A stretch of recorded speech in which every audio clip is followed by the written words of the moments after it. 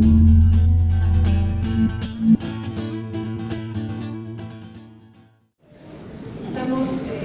paso a la presentación. Nos hará el doctor Samuel Vicente. Él es investigador de tiempo completo, académico de carrera titular en la Universidad Veracruzana, con máster y doctorado en economía, y sus líneas de investigación se refieren a la política económica de América Latina.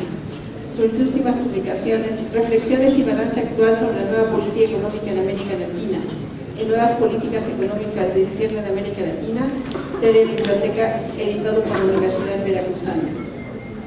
Bien, le damos la palabra al doctor Samuel. Muchas gracias por venir. Política económica. Cuando hablamos de política económica, los informes internacionales de los gobiernos y demás, prácticamente hablan solo de política macro, o sea, política financiera, política monetaria. Y no niego la importancia de esto, no la niego, pero yo digo, ¿dónde está la política industrial del país? ¿Dónde está la política agrícola del país? ¿Dónde está la política regional? ¿Dónde está la política de inserción internacional? Sin estos elementos, la concepción de la política económica es disminuida. O sea, política económica es integrante de la política macroeconómica, más estas concepciones que necesariamente forman parte de un proyecto, llámese proyecto nacional, proyecto de reconstrucción, proyecto de cambio. En ese sentido, por lo tanto, no niego la importancia de la política macroeconómica para nada. Uno sabe la importancia que significa mantener los niveles de déficit fiscal y de endeudamiento dentro de normas, yo diría, manejables. Pero no alcanza, no alcanza. Yo inclusive mirando a México me pregunto muchas veces, ¿cuál es su política agrícola? ¿Cuál es su política industrial? Tampoco. Y hago la pregunta en otros países que también levantan el tema macroeconómico y no hay ni siquiera la política regional, e inclusive la de inserción internacional. México ha pagado precios hace mucho tiempo del tema de Estados Unidos, su relación, su asociación, yo diría, dependiente de ese mercado. Como le pasa a mi país, por ejemplo, Uruguay, con el caso del Mercosur, su dependencia de Argentina.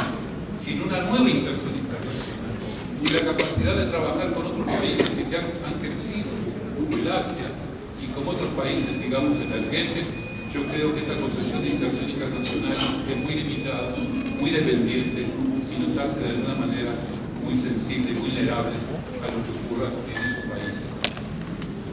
En segundo término, quiero señalar el concepto de desarrollo. Yo sé que la preocupación en México hoy es el crecimiento. Veo que todo lo está escrito en términos de crecer. ¿Por qué? Porque hace décadas que no está creciendo eso. Pero también les quiero decir algo. No alcanza con crecer. Primero, para crecer se necesitan estas políticas que estoy hablando antes. Una concepción agrícola, por lo menos una concepción industrial, energética, regional, etc. Y en segundo término, crecer a veces no es suficiente. Y yo les quiero poner el ejemplo de Uruguay, por ejemplo. Ha venido creciendo 8 años al 6%. Y lo mismo ha pasado con los países vecinos, Argentina, Brasil. Si ustedes le preguntan, ¿y se ha desarrollado? Pues sí, ha bajado la pobreza, pero la distribución del ingreso es peor. O sea, que hay elementos intrínsecos del sistema de funcionamiento de un país que hace que el crecimiento no alcance a superar los problemas de pobreza fundamentales que puede haber, pero aunque lo supere en cierto modo, no alcanza para establecer el problema de la desigualdad que se crea en esos países.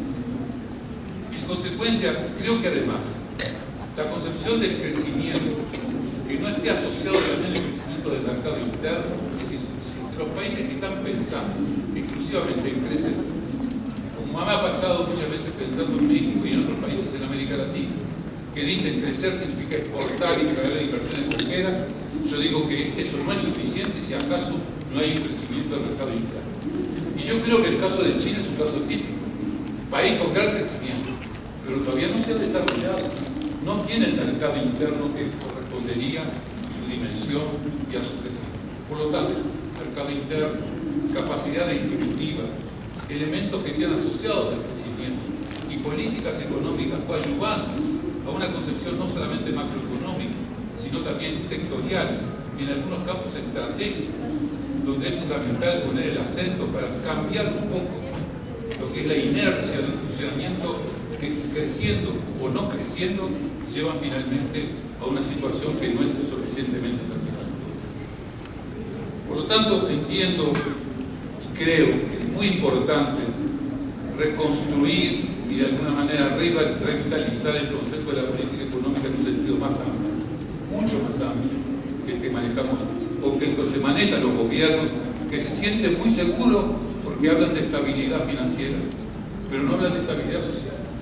Y eso es importante. Sin eso, prácticamente el concepto de crecimiento o el concepto de estabilidad se viene abajo, en el sentido de que es necesario, pero no suficiente. Y en segundo lugar, crecimiento es importante, por supuesto. ¿Quién va a negar? Un país que se estanca, como nos ha pasado a muchos países de América Latina, que tuvieron décadas de estancamiento, ¿cómo no va a creer uno en la necesidad de un cambio en esa política? Pero sin políticas sectoriales, políticas de ciencia y tecnología, por ejemplo, no incorporando nuevas tecnologías o no generando nuevas posibilidades de producción, esos crecimientos se vuelven vulnerables, en muchos aspectos vulnerables. Sobre todo, además, si la inserción internacional se hace tan dependiente, unos hacia Estados Unidos u otros hacia el Sur. Y yo creo que esto es una enseñanza que demuestra que si bien la preocupación en México, hoy yo veo que además es lógico, ¿cómo crecemos? Yo digo que no, la preocupación tiene que ir mucho más allá de eso, que tiene que incorporar ese concepto e ir más lejos, porque en definitiva hay problemas negativos que surgen en el crecimiento y que de alguna manera es necesario superar. Por ejemplo, no depender exclusivamente del mercado externo, lograr un mercado interno, lograr superar las injusticias sociales que genera inclusive un mismo crecimiento cuando no es suficientemente sustentado desde el punto de vista social. Muchas gracias.